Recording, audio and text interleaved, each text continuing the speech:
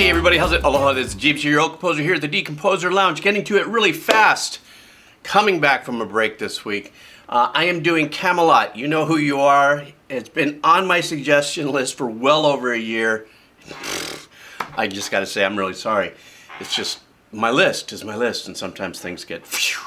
Anyhow, that being said, I'm doing Kamelot, a song from the album The Black Halo, 2005, and the name of the song is Memento, Mori, featuring, I think, Shargrath and Mari Youngblood. And I did a little bit of homework real quick beforehand, and it looks like it's like symphonic metal and something else. This is the first time I'm hearing the term neoclassical metal. And they're also from the United States, because most of the time I've noticed that these really super powerful symphonic metal bands and stuff are from Europe. So this is obviously they started out in Tampa, Florida, 1987. Okay, thank you so much for your support. Always loving the support, whether you share it, leave a comment, like it, subscribe, buy me a cup of coffee, check out the headsets. Where are all the links? They're down below. Let's do this. All right, Kamelot, Memento Mori. Here we go. All right.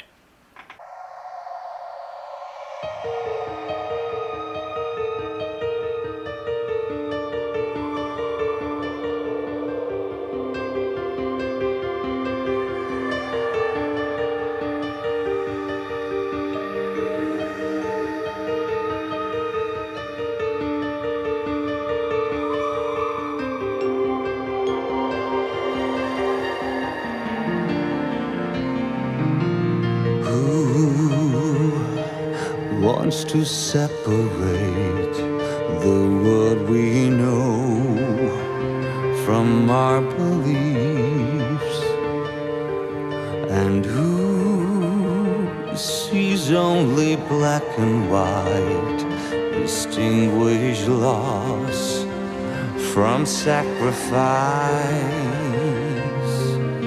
Someday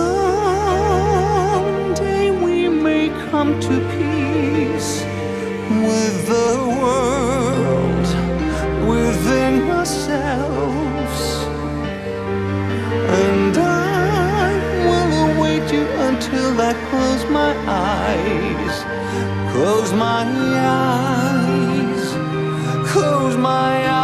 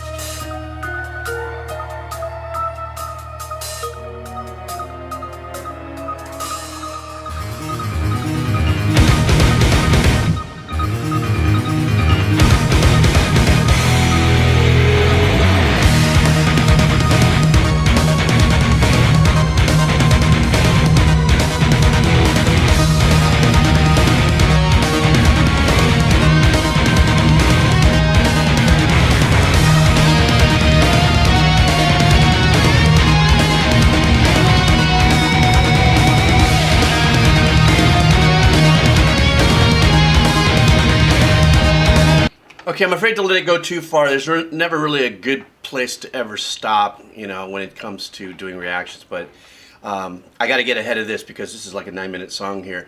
That opening is so dynamic. And I say that not only in its arrangements, but also in the instrumentation that they're using, the hybrid use of like kind of the synth bells that I'm hearing, and the pad work that they're doing and stuff like that. Great chord changes and arrangements that are happening there. A lot of what I'd like to call harmonic cluster, you know, uniqueness is happening behind the melody. The melody's fantastic. The dynamics of the melody and the interval of the melody. So for those of you who are the pure listeners, which is most of you here on the channel, the intervals or the spaces between the notes, sometimes they can be very close, like da da da da da da. Those are very close intervals. Very wide intervals of da da da da. you know, like that. When he went way up there in that part of his voice and stuff, that was a very unique lift, and just kind of, you saw me, it actually lifted me a little bit. And that opening, the opening piano chords too were very unique. There was nothing predictable about that, so I really dug that. Obviously, when the guitars and the power came in, I was expecting that, knowing that it was neoclassical metal. I love the guitar tone. It's very unique. There's a very unique balance that has to happen between the tones when you have orchestral instrumentation or organic or hybrid orchestral work behind it. There has to be a very unique balance, because you don't want to battle tones of the higher ends of the strings and stuff and everything when it comes to that. Now we've just got ourselves into a bunch of power here, so let me go back a little bit and let me get myself back into this.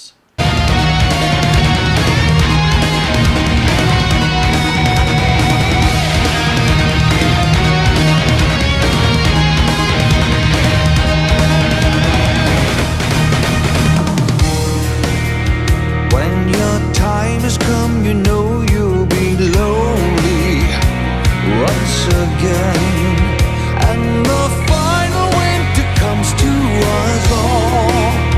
Life is treacherous, but you're not the only who must pretend. We're a second in time, we're the last in the line of the prey that walks the earth.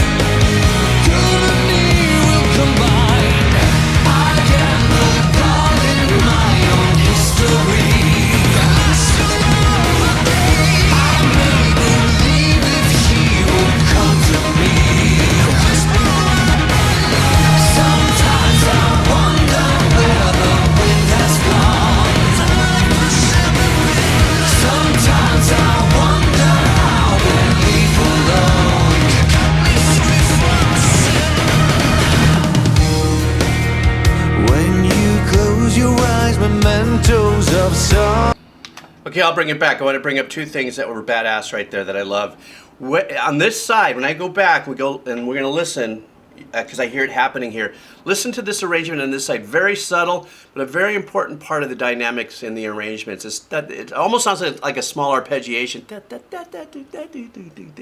Very small, is back in the mix, but it really plays an important part for me. The other one is, that was the very first time in a song of this nature that I've heard that kind of crushing distortion on that secondary vocals in the back, which I thought was very unique. You probably saw me kind of react, go, what?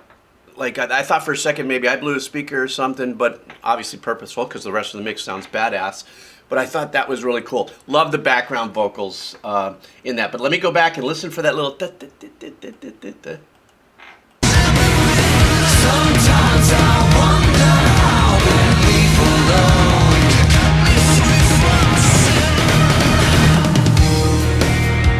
When you close your eyes, mementos of summer retrieves your mind. Like a drizzle afternoon cleans the air. When the winter blows, you're glad you remember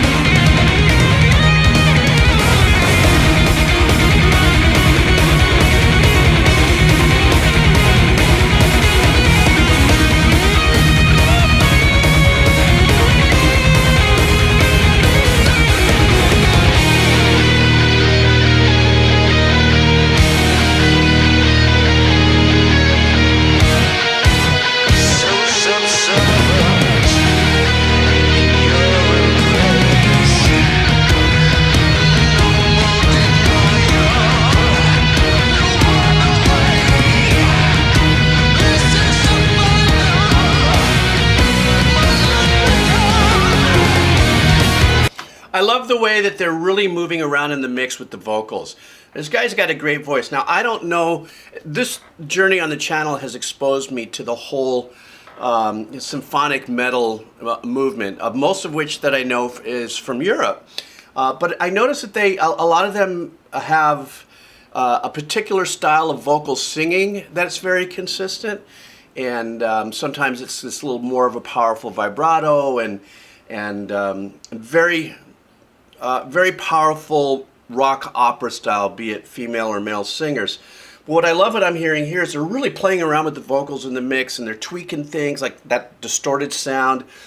Excuse me, in this case, whatever was just happening was pushed back. Then they had earlier, at around the 5-minute mark here in the song, that really dark, that was going on there, but it was more like a narrative, dark, like a monster or something was talking heavy, while there was still this kind of counterpoint, melodic vocal happening with a much cleaner voice.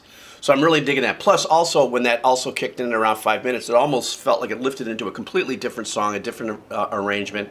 They got a lot more aggressive, a lot more fiery with the composition. And then finally, before I finish this up, I want to say, I wish I would have heard a little bit more of that guitar solo just in the level, just a little more. I don't know if it's me, but that was a very powerful, highlighted little moment there for me because, I'm trying to learn to play guitar like metal. It's so hard, but I listen, and this is how I get influenced, and I really wanted to lean into that a little bit. But I wanted to bring that up about the vocals and the uniqueness of not only of his voice, but how in the mix they're tricking things out, and they're being very dynamic with it. And that lends itself to something that's going to be about this long. You're going to have to keep, the intensity of change happenings to keep people hooked in. But also there's so many great changes here rhythmically and arrangements that there isn't a moment where you start to kind of feel like you're settling in because this is keeping you on the edge of your seat. Okay, let me finish this all up here. Let me go back a little bit. All right.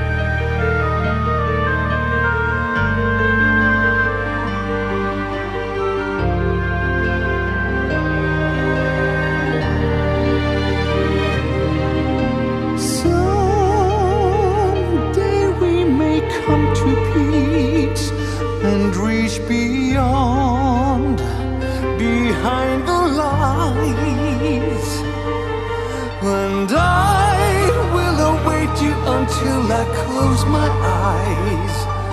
Close my eyes. Close my eyes. So powerful. I mean, that's what I've learned and loved about. Oops, sorry. Sorry, Ariel, I cut you off. You know, that's what I've learned about in this journey on my channel about symphonic metal or neoclassical metal. It's the first time I've ever heard that term or used it here on the channel. That's what I get for doing my homework. It's just so moving, and it's just really super emotional because I don't know anything about the band. I don't know where this fits in their discography. This seems to be like it has 15 or 16, 17 tracks on it. And it's treated in some of the titles I could see here, you know, the interludes and stuff like that. It's really treated seriously as got a lot of the more of the classical passion behind it.